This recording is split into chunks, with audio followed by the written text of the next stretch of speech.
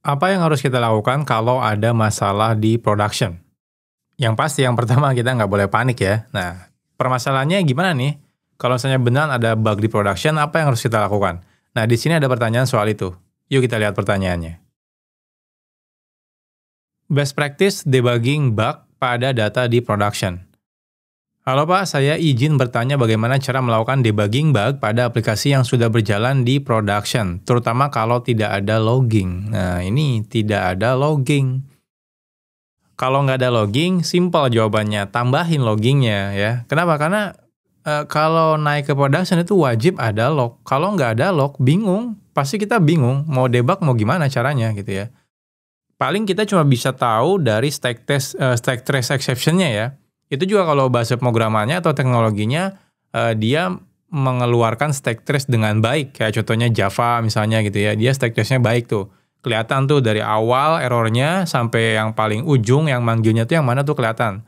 Nah beberapa bahasa pemrograman itu enggak kadang-kadang gitu ya. Enggak sebaik itu ya. Jadi hati-hati juga. Jadi kalau nggak ada log, jangan maksain debug di production ya. Jadi yang awalnya itu yang harus dilakukan adalah nambahin lognya. Jadi jangan biarin aja lah. Yang penting saya punya trik debug di production tanpa log itu nggak bisa. Jadi di awal harus tambahin dulu lognya. Jadi kalau memang aplikasinya belum ada lognya, tambahin ya. Jadi jangan ditunggu-tunggu ada masalah, pokoknya langsung tambahin. Nah, gimana menangani data yang sudah masuk ke database? Apakah perlu diperbaiki langsung atau ada strategi yang lebih aman? Oke, kalau misalnya problemnya masuk data rusak misalnya ya, gara-gara ada bug gitu ya, lalu kita mikirnya, ya udah kita perbaikin, itu nggak bisa. Kenapa? Karena kalau kita perbaikin, itu kan request-nya masuk terus ya, transaksi user tuh masuk terus gitu ya. Kalaupun kita perbaikin yang itu, nanti ada yang masuk lagi yang rusak lagi, ada yang masuk lagi yang rusak lagi, itu nggak bisa diperbaikin sesederhana itu ya. Apa yang harus dilakukan kalau bug terkait dengan transaksi langsung? Nah, ini juga sama sih jawabannya harusnya. Apakah data sebaiknya diperbaiki langsung di database production atau ada risiko kesalahan yang perlu diantisipasi? Oke, kita bahas nih. Nah, yang pertama tadi jawaban yang simpel ya. Jadi kalau itu harus wajib tambah log ya. Jadi ini wajib nih. Jadi jangan nunggu dulu ada masalah baru nambah log. Nah, biasanya kalau ada orang nanya ke saya ya, entah itu di kantor ataupun dimanapun ya, kalau dia bilang ini ada error, Kang Eko misalnya, kira-kira apa ya errornya? Saya pasti tanya dulu lognya apa.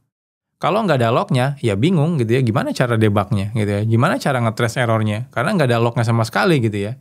Jadi kalau misalnya dari respon backend-nya atau webnya cuma 500 error gitu ya, itu kan bingung ya, errornya di mana. Nah, kalau ada stack trace masih oke lah, masih bisa dilihat ya. Tapi kalau beneran nggak ada stack trace, nggak ada log, wah itu udah kacau banget sih ya. Jadi sebisa mungkin tambahin ya. Nah, jadi tambahin. Kalaupun kita pakai monitoring tool kayak, paling dia ngedeteksi dari 500 error misalnya gitu ya. Nah, tapi kan detail untuk errornya kita tetap harus tahu ya. Nah, teman-teman jadi harus yang pertama tambahin log monitoringnya ya, ataupun nambah error tracking, monitoring error gitulah ya. Nanti dia juga bisa nangkap semua errornya di bagian mana, nanti dia akan report di dashboardnya. Jadi itu wajib ya. Jadi tambah log ya. Oke, sekarang pertanyaan yang kedua ya, yang tadi, kalau misalnya sudah terlanjur ada bug di production gitu ya. Nah, gimana yang harus kita lakukan? Apa kita harus fix bugnya di production ya, atau enggak? Nah, itu yang salah nih. Ini misalnya database ya. Database kita nih, database. Ini misalnya aplikasi kita. Nah, ini kita baru deploy versi terbaru misalnya ya, versi berapa nih? Misal aja ya, 1.6, misal aja sebelumnya 1.5 misalnya ya. Nah, ini kan request user tuh langsung selalu masuk ya ke aplikasi kita, masukin ke database. Tiba-tiba ada bug nih di aplikasi ini, lalu kita tahu nih di sini ada data yang bug nih. Data barunya itu bug semua nih, ngebug gitu ya datanya. Misalnya, waktu transaksi harusnya ada data total amount gitu ya, dari kita kalkulasiin dari semua totalnya, ini nggak ada misalnya. Jadi pas bayar, nggak bisa karena total amount-nya nggak ada gitu ya, 0 misalnya. Nah pertanyaannya apakah kita perbaiki langsung di production ya, datanya? Nah nggak bisa, kenapa? Karena kalaupun kita perbaikin langsung ke sini, yaudah saya update semua data yang misalnya gitu ya di tabel order, update misalnya amount-nya ya. sama dengan ya teman-teman bikin sum dari itemsnya lah gitu ya dan sebagainya gitu ya. Nah problemnya adalah request-nya masuk lagi ya, yang baru tuh masuk lagi ke sini. Terus ya, kita perbaikin lagi, ini yang baru masuk lagi. Jadi terus-terusan kayak gitu. Jadi nggak bisa kita fix langsung di production seperti itu. Apa yang harus kita lakukan? Yang kita lakukan justru yang harus dilakukan adalah rollback dulu perubahannya. Jadi kalau kita deploy versi terbaru 1.6, tiba-tiba ada masalah ya, masalahnya tuh fatal banget ya, itu harusnya di rollback. Jadi jangan di fix datanya, nanti aja, rollback dulu.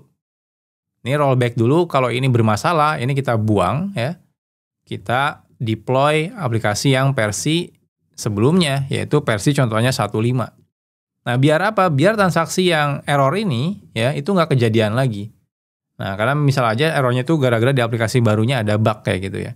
Nah, itu biarin ya. Jadi kita rollback dulu ke versi lama. Nah, biarin aja transaksi barunya masih pakai data versi lama. Nah, baru kalau sudah seperti itu kita perbaikin yang ini ya. Teman-teman tinggal perbaiki lagi semuanya. Nah, nanti ini jangan di-deploy lagi ya. Ini kan berarti ngebug nih aplikasinya, ini jangan di-deploy lagi. Jadi kita perbaiki dulu ya. Perbaiki dulu, kita update lagi. Contohnya jadi versi aplikasi 1.7 ya. Ini sudah memperbaiki untuk bug yang tadi misalnya, ini perbaiki dulu nanti setelah itu. Jadi nanti sebelum deploy aplikasi 1.7, fix baru ya database-nya. Kenapa bisa di fix sekarang? Karena ini versi 1.5. Jadi tidak ada data-data yang ngebug lagi. Nah, kalau misalnya udah diperbaiki ya data di sini, anggap aja udah hijau semua misalnya datanya. Nah, barulah kita deploy lagi yang versi 1.7. Nah, seperti itu.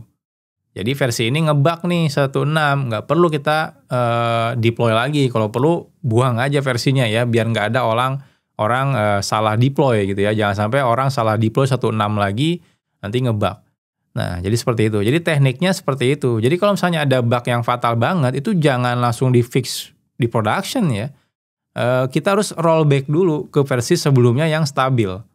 Nah, kalau misalnya udah rollback, baru kita fix.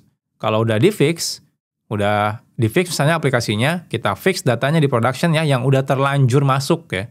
Ya gara-gara yang ngebug tadi.